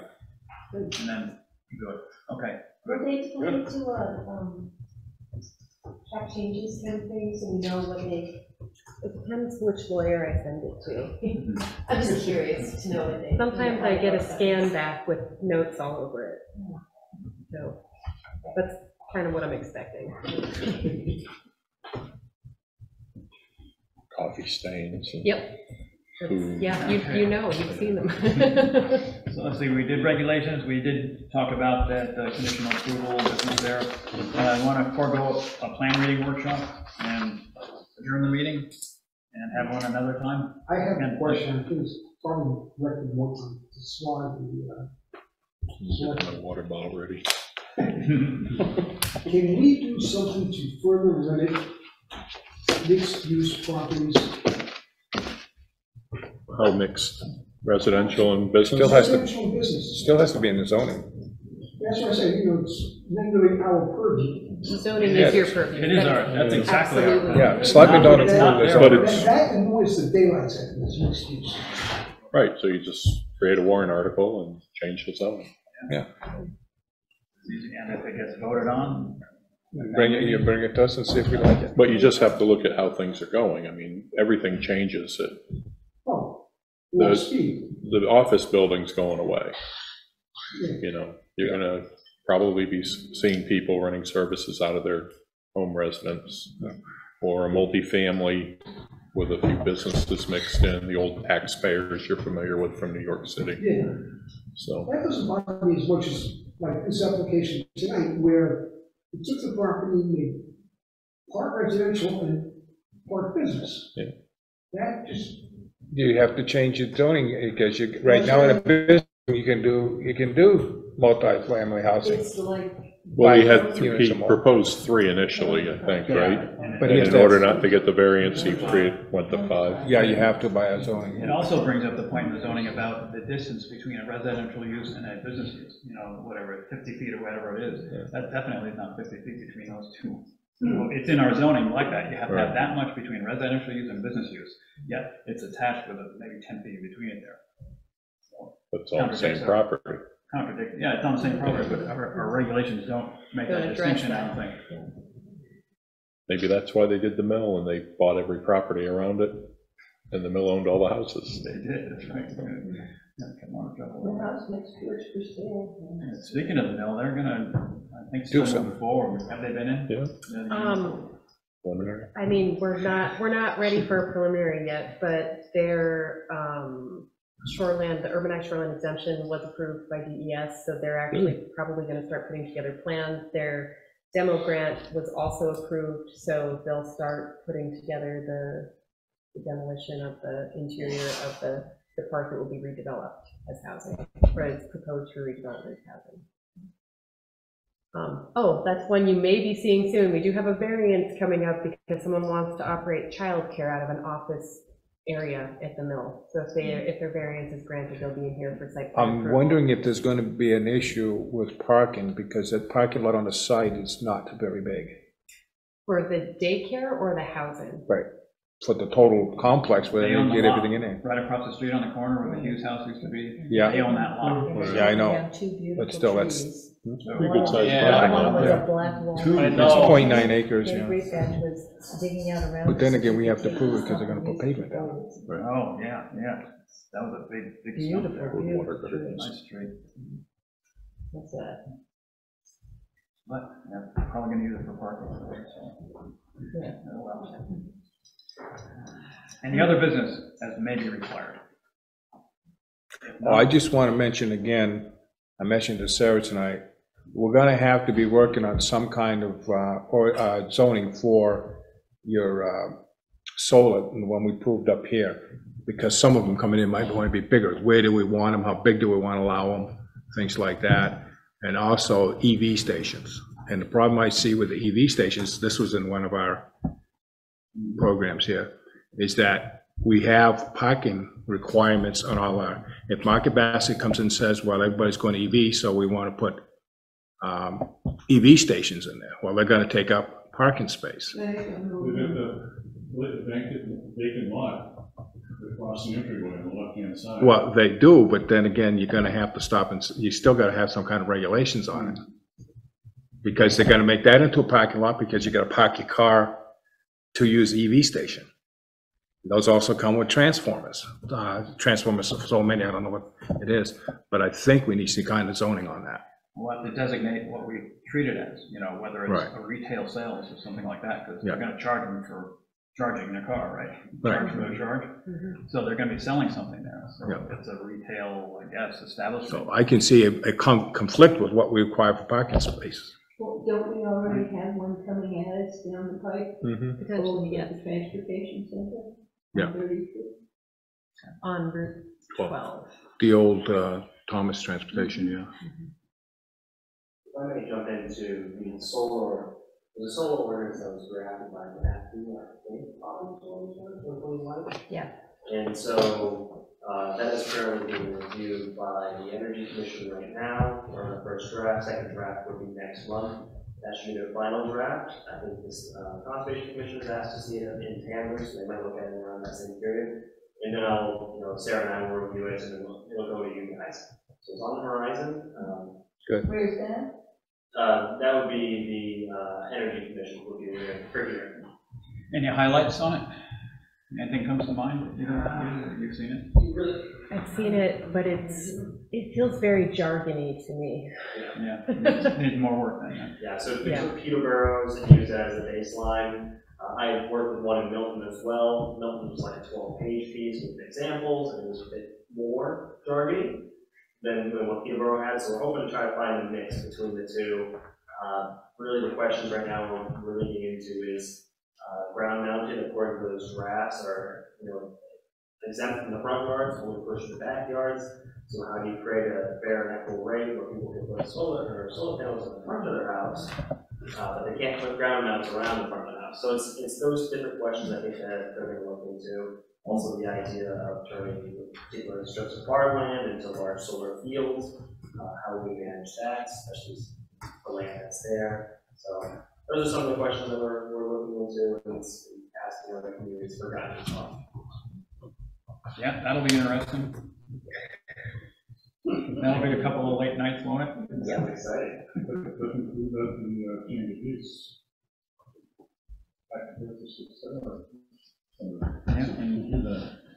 Very shocking. Well, you get into a lot of problems with solar panels, because like we were discussing here, when we approved that one up there, is they are not as green as people think they are. Hey, we want to throw in windmills and California's facing that issue. And EV cars on it, EV cars actually have a bigger carbon footprint than a gas car. Actually changed my route. And then there's probably going to be some federal law that supersedes Electric like charging station powered by a 5G generator. up in Gas powered. Yeah. Well, plus the minerals that you have to mine to get the battery. Child labor, slave labor, very toxic material. Brandon knows about slave labor. Yeah. Yeah. Wisconsin. Well, look at where we grew up. That's right. So, is there anything else that we need to discuss Motion to adjourn. at this meeting? Slide just says a great word. Motion for adjournment by Swanzey, is there a second? Yes. Seconded by Dave. Is there any further I was discussion? waiting for you. Then all those in favor indicate by saying aye. Aye. All those opposed? And we're adjourned.